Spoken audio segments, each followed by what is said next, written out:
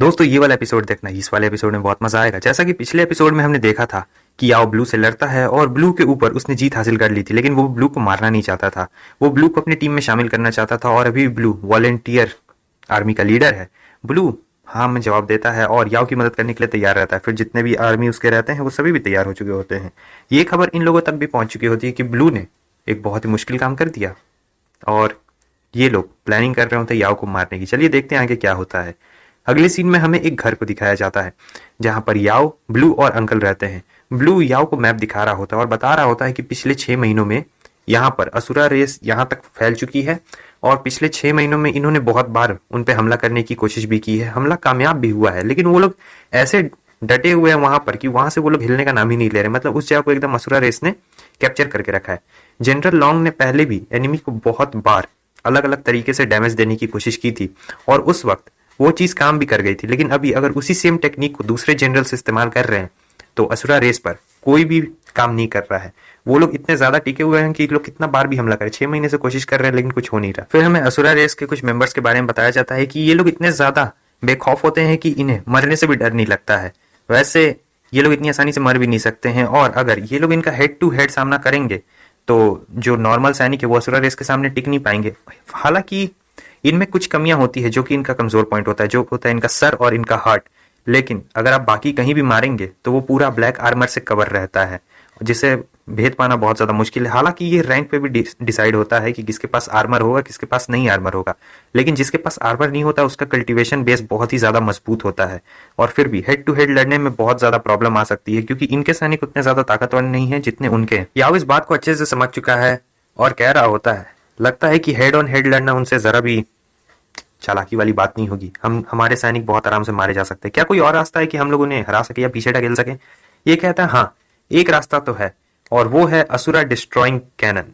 ये जो कैनन है ये एक स्पेशल मटेरियल से बनाया गया है। ये कैनन बहुत ज्यादा मजबूत होता है, यहाँ तक कि उनके जो टॉप लेवल के वॉरियर्स हैं उन्हें भी चीड़ फाड़ कर सकता है ये कैनन। लेकिन ये कैनन नॉर्थ सिटी के वॉल्स के ऊपर ही लगा हुआ है और ये भारी भी होता है, तो इसे ऐसे ऐसे ले जाना बहुत दिक्कत वाला बात है।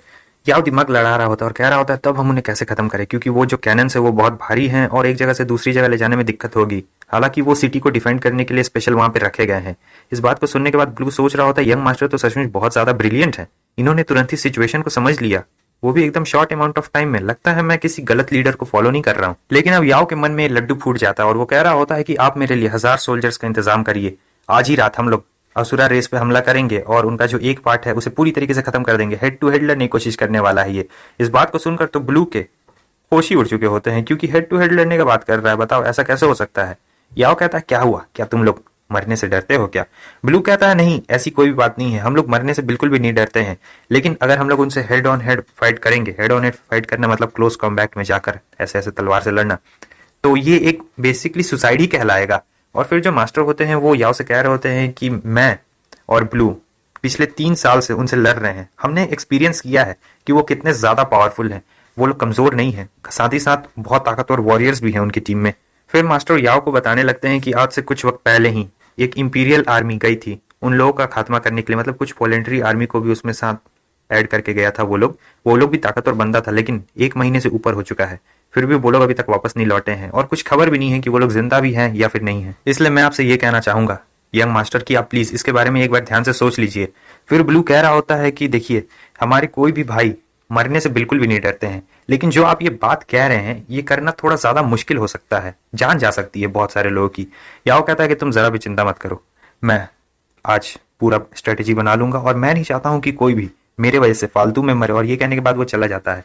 ब्लू कह रहा होता है कि यंग मास्टर की मार्शल स्किल तो सचमुच कमाल की है, लेकिन मुझे ऐसा क्यों लग रहा है कि ये बहुत ही ज्यादा इंपल्सिव हो रहे हैं और अगर ये ज्यादा इंपल्सिव हो गए तो ये हमारे आर्मी के लिए जरा भी अच्छी बात नहीं होने वाली है। हो सकता है कि मैं ही कुछ ज्यादा सोच रहा हूँ। लेकिन याओ ने अपना प्लान बना लिया होता है। वो कह रहा होता है जितने भी स्क्वाड्स के लीडर है वो सभी एक जगह अपने आर्मी को इकट्ठा करे, कल हम लोग असुरा रेस पे हमला करने जाएंगे कल रात में, और मुझे कोई भी गलती नहीं चाहिए, जैसा मैंने कहा है बिल्कुल वैसा ही होना चाहिए। अगले सीन में हमें अगले दिन की रात को दिखाया जाता है जहां पर सैनिक इन पत्थरों के बीच में छुपे हुए रहते हैं और ब्लू याओ से कह रहा होता है अगर हम लोग विंड सिटी पे हमला करना चाहते हैं तो हमें सबसे पहले कैनन टाउन से गुजरना पड़ेगा, जो कि ठीक हमारे आगे है। और ये आप पूरा मैप देख सकते हैं, वहां असुरा रेस की पोजीशन है और यहाँ याओ के वॉलेंट्री आर्मी की पोजीशन है। और साथ ही साथ हमें इस जगह को दिखाया जाता है जो कि मेन होता है, जहां पर इन्हें जाना होता है। असल में इस जगह में घुसना तो बहुत ज्यादा आसान है, लेकिन फिर यहाँ से बाहर कैसे निकला जाए, यही बहुत ज्यादा मुश्किल होगा। हालांकि अगर इन्हें मेन सिटी पे हमला करना है तो उसके लिए इन्हें 3 चेक पॉइंट से गुजर के जाना पड़ेगा, और तीनों चेक पॉइंट्स में एक एक बहुत ही ताकतवर बंदा इन्होंने खड़ा किया है। और वो कह रहा होता है कि हाँ, ऊपर से हमें फ्लाइंग सोल्जर से भी थोड़ा बच के रहना पड़ेगा, क्योंकि वो लोग रात में बड़े आराम से देख लेते हैं। याओ कहता है तुम्हारा मतलब उससे है ना। इधर हमें दिखाया जाता है एक बहुत बड़े चमगादड़ पे वो मॉन्स्टर खड़ा रहता है और हंसते हुए कह रहा होता है, लगता है तुम लोग मेरे हाथों आज मरने वाले हो। लेकिन याओ भी पूरी तरीके से तैयार होता है। वो अपने दोनों बंदों को कहता है कि तुम्हें पता है ना तुम्हें क्या करना है।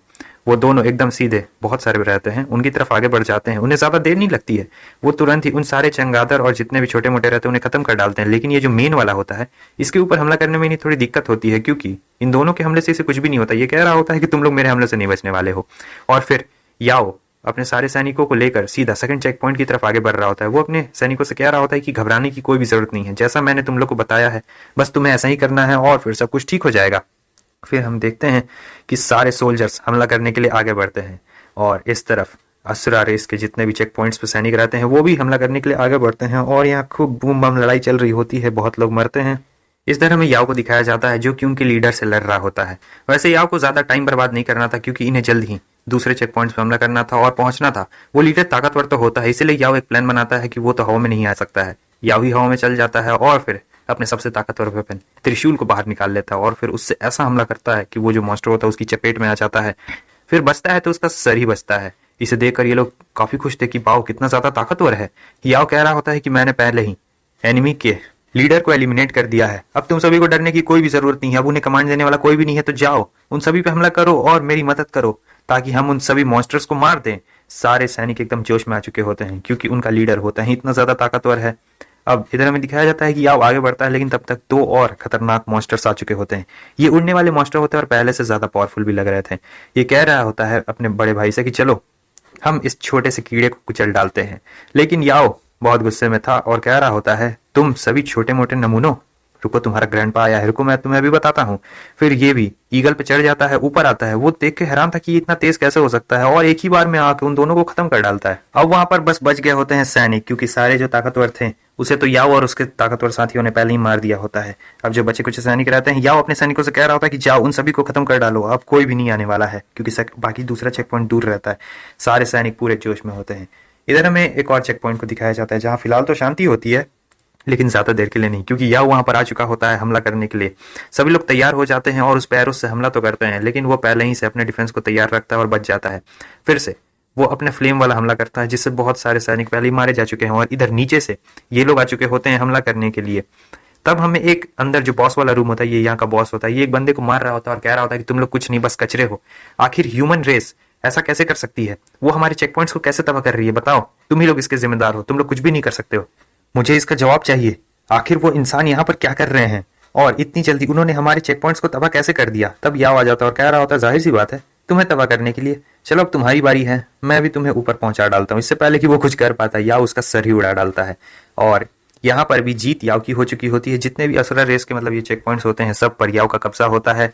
और अब ये जो मेन वाला रहता है, याओ ने कब्जा पूरा कर लिया होता है। ये अपने 2 बंदों से कह रहा होता है कि तुम दोनों 100 ट्रूप्स को लेके जाओ और हमारे राइट और लेफ्ट फ्लैंक में दोनों तरफ जाके ट्रैप्स बिछा दो। बाकी बंदों को ये कह रहा होता है कि तुम लोग चारा सेट करो। ऐसे ऐसे वो सभी लोगों को बता रहा होता है कि मतलब इनके चारों तरफ इतना ज्यादा ट्रैप सेट कर दो कि कोई भी आए तो बच ना पाए। इधर ये खबर थर्ड प्रिंस तक भी पहुंच चुकी होती है कि याओ ने सिर्फ 800 सैनिक लेके गया था, और 800 सैनिक ले जाकर 5000 असुरा रेस के ट्रूप्स को उसने मार दिया है, और यहाँ तक कि कैनन टाउन पे भी कब्जा कर लिया है। ये बच्चा तो सचमुच बहुत ही ज्यादा खतरनाक निकला। मुझे नहीं लगता है कि असुरा रेस इसे रेजिस्ट भी कर सकती है। अब हमें ध्यान से बस ये ऑब्जर्व करना और देखना है कि आखिर उस कैनन टाउन के अंदर होता क्या है। चलो देखा जाए। वैसे किसी को भी मदद के लिए मत बोलना। ये भी याओ के स्टैट्स को देख रहे होते हैं और कह रहे होते हैं, लगता है लॉन्ग फैमिली का सन इन लॉ इतना ज्यादा कैपेबल है कि वो हमारा नया मार्शल बन सकता है। मुझे लगता है मुझे इसके बारे में कुछ करना पड़ेगा। इस बच्चे की फाउंडेशन बहुत ताकतवर है, अगर मैंने इसे मजबूत नहीं किया तो मेरा यहाँ रहने का कोई भी फायदा नहीं होने वाला। दूसरी तरफ हमें असुरा रेस के मेन हेडक्वार्टर्स को दिखाया जाता है, जिन्हें ये बात पता चल चुकी होती है कि सिर्फ 800 सैनिकों के साथ इनके असुरा रेस के हजारों सैनिकों को याओ ने मार दिया है। आखिर वो लोग समझते क्या है? क्या सिर्फ 800 सैनिक लेके आए हैं? हमें कमजोर रेस वो लोग समझते हैं। ठीक है, अब हम उन्हें दिखाएंगे। और फिर अगली बार एक प्रिंस लड़ने जाएगा जिसने बहुत दिनों से इंसान का खून नहीं पिया है। और हाँ, एक मस्त चीज भी आने वाला है।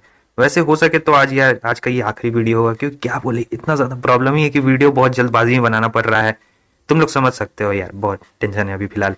तो चलिए आज का एपिसोड यहीं पे खत्म होता है, फिर अब हो सके तो अगले दिन ही मिला जाएगा, हो सके तो अगले दिन वीडियो लेट आए, बस ज्यादा दिन टेंशन नहीं है, यही पूरा जो फरवरी चल रहा है ना, इसी में थोड़ा बहुत टेंशन इधर उधर से। वैसे मार्च से फिर ठीक हो जाएगा, तो मैं मार्च से कोशिश करूंगा 6-7 वीडियो डालने की, बस सपोर्ट चाहिए आप लोगों का। फिर मिलते हैं नेक्स्ट एपिसोड में, तब तक के लिए बाय बाय।